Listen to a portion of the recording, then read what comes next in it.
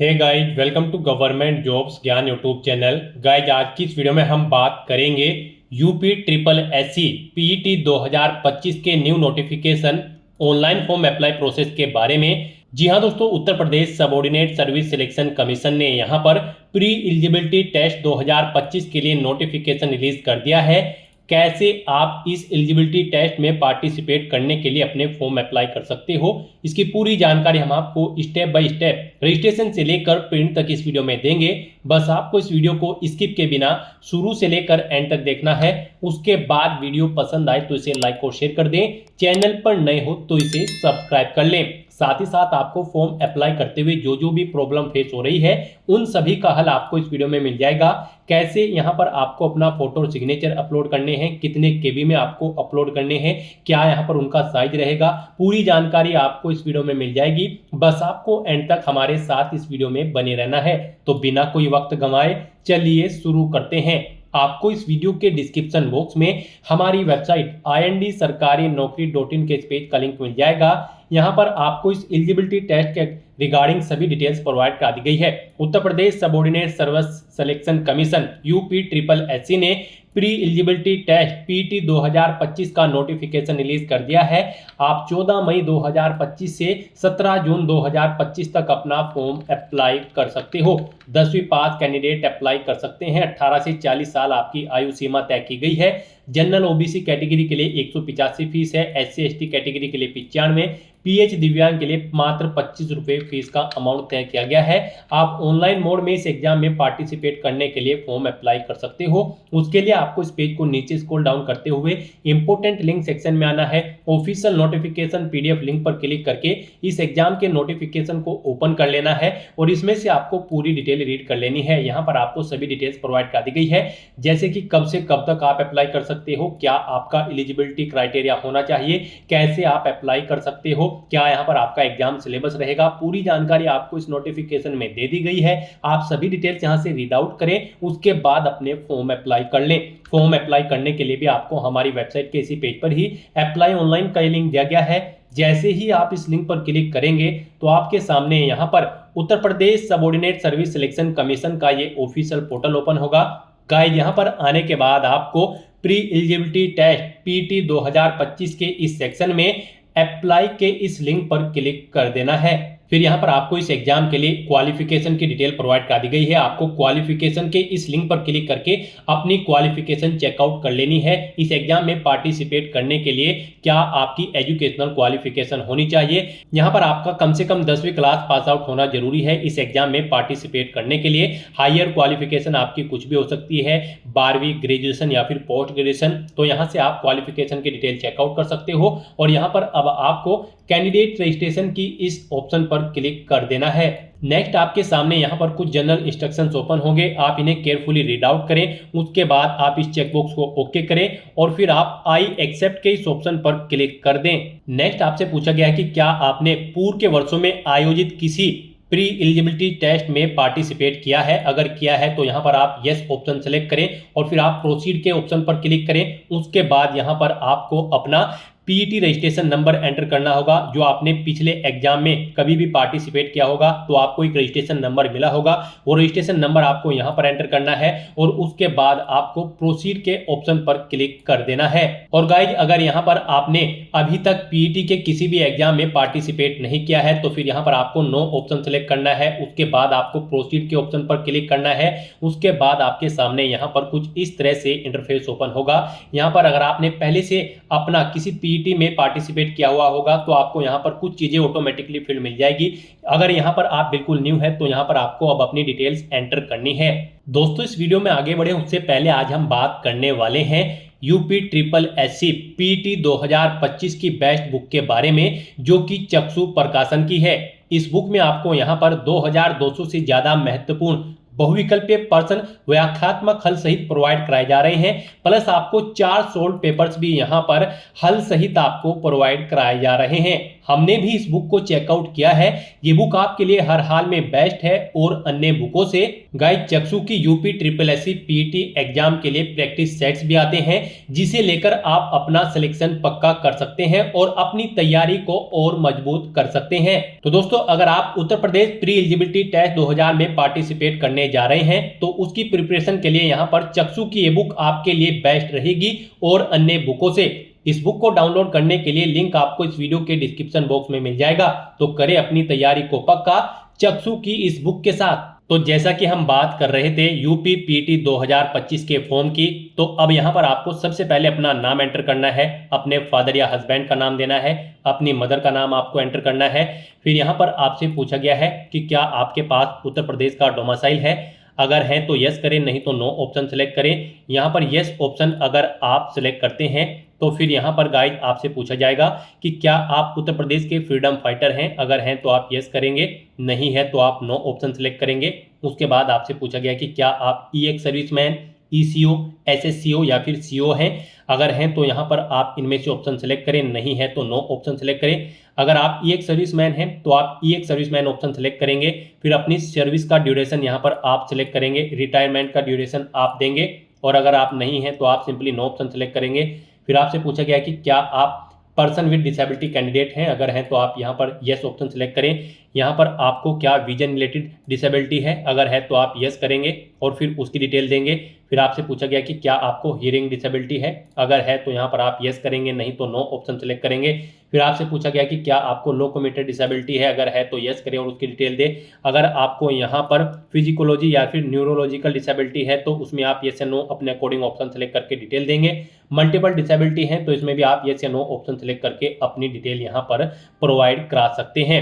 उसके बाद अगर गाइस यहाँ पर आप पीडब्ल्यूबीडी यानी कि पर्सन विद डिसेबिलिटी कैंडिडेट नहीं हो तो यहाँ पर आपको नो ऑप्शन सेलेक्ट करना है। आगे की डिटेल आपको डिसेबल्ड कर दी जाएगी, नहीं देनी है।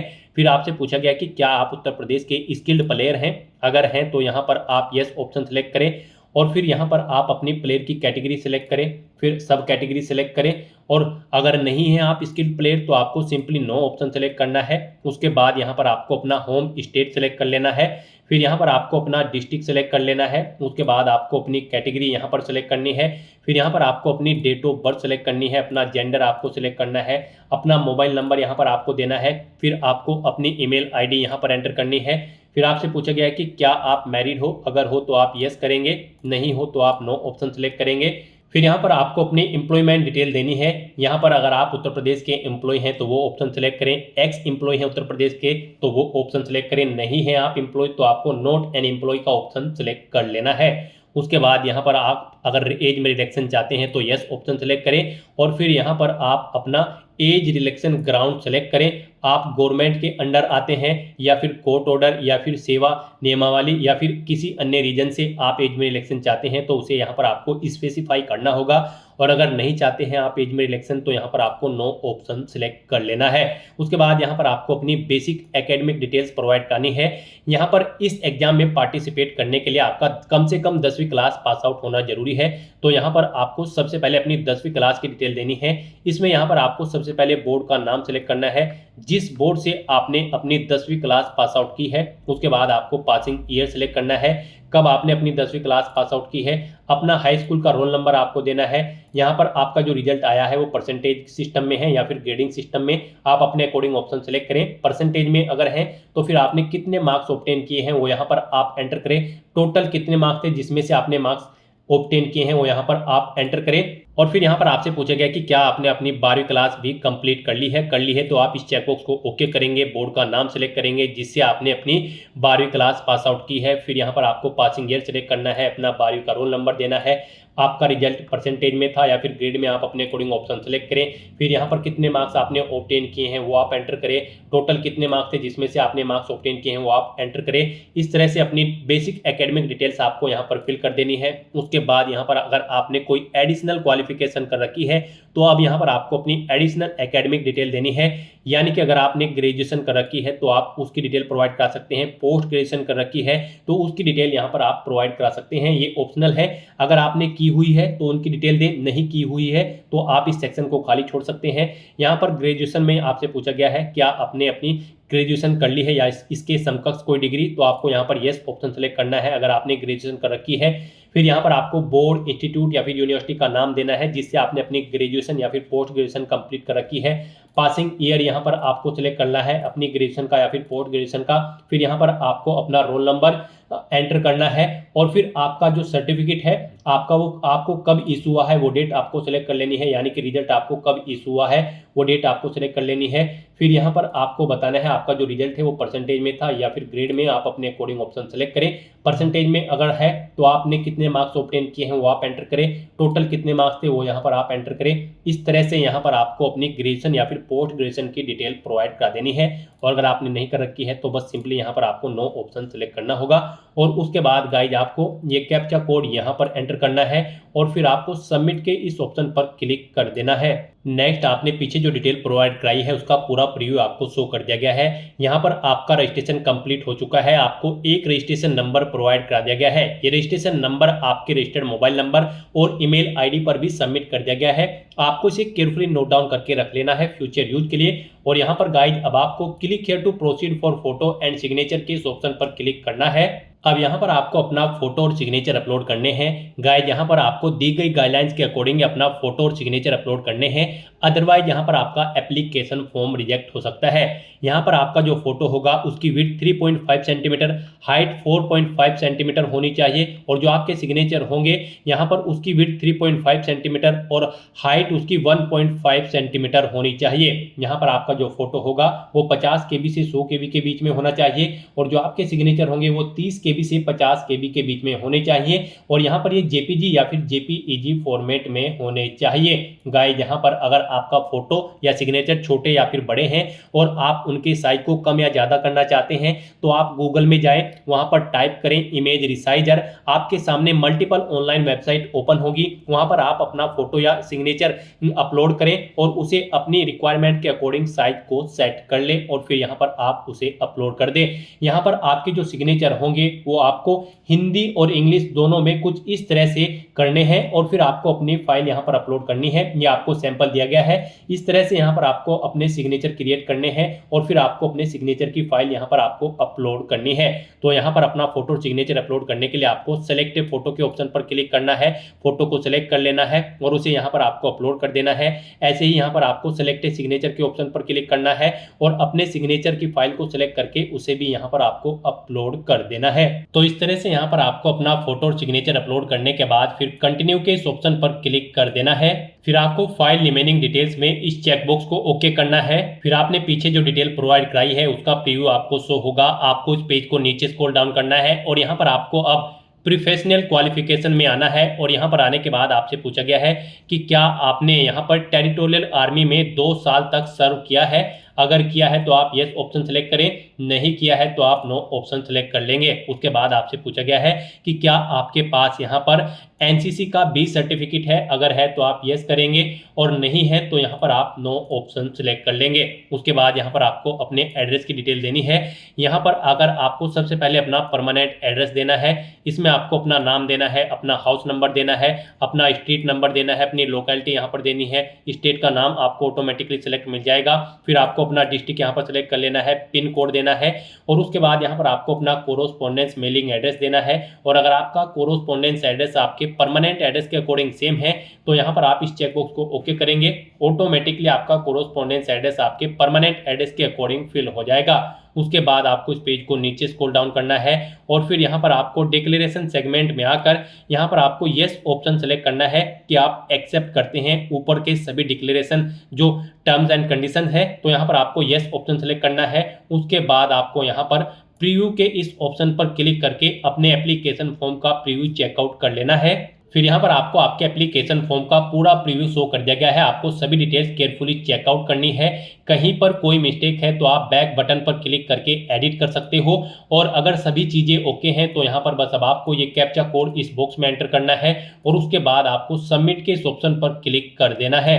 नेक्स्ट यहाँ पर आपको अपनी एप्लीकेशन फीस का अमाउंट जमा कराना है। गाइस यहाँ पर आपको आपकी कैटेगरी के अकॉर्डिंग एप्लीकेशन फीस का अमाउंट शो कर दिया जाएगा। यहाँ पर जनरल ओबीसी कैटेगरी के लिए 185 रुपये फीस है, SC ST कैटेगरी के लिए 95 रुपये और PH दिव्यांग कैंडिडेट के लिए मात्र 25 रुपये एप्लीकेशन फीस है, जो कि आप ऑनलाइन मोड में debit card, credit card, net banking या फिर UPI के माध्यम से जमा करा सकते हो। तो यहाँ पर अब आपको बस अपना फीस पेमेंट करना है।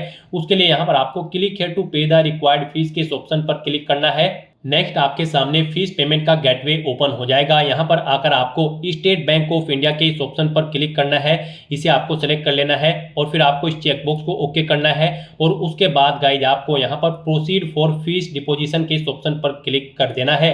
फिर आपको आपकी फीस पेमेंट की डिटेल शो कर दी गई है। अब आपको इसे कंफर्म करने के लिए प्रोसीड के इस ऑप्शन पर क्लिक करना है।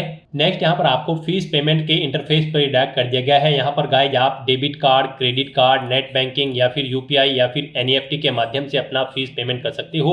UPI यहाँ पर आपके लिए बेस्ट ऑप्शन रहेगा। यहाँ पर आप अपनी UPI ID के थ्रू फीस पेमेंट कर सकते हो। अगर आप UPI ID जानते हैं तो एंटर UPI ID के इस ऑप्शन पर क्लिक करें। अपनी UPI ID यहाँ पर एंटर करके वैलिडेट UPI ID के ऑप्शन पर क्लिक करते हुए अपना फीस पेमेंट कर दें, या फिर आप QR कोड के थ्रू भी अपना फीस पेमेंट कर सकते हो। आप UPI QR के इस ऑप्शन पर क्लिक करें। उसके बाद आप यहाँ पर पे नाउ के इस ऑप्शन पर क्लिक करें।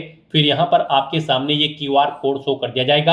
आप इसे अपने UPI से स्कैन करें और अपना फीस पेमेंट कर दें। सक्सेसफुली फीस पेमेंट करने के बाद आपके सामने कुछ इस तरह से इंटरफेस ओपन होगा।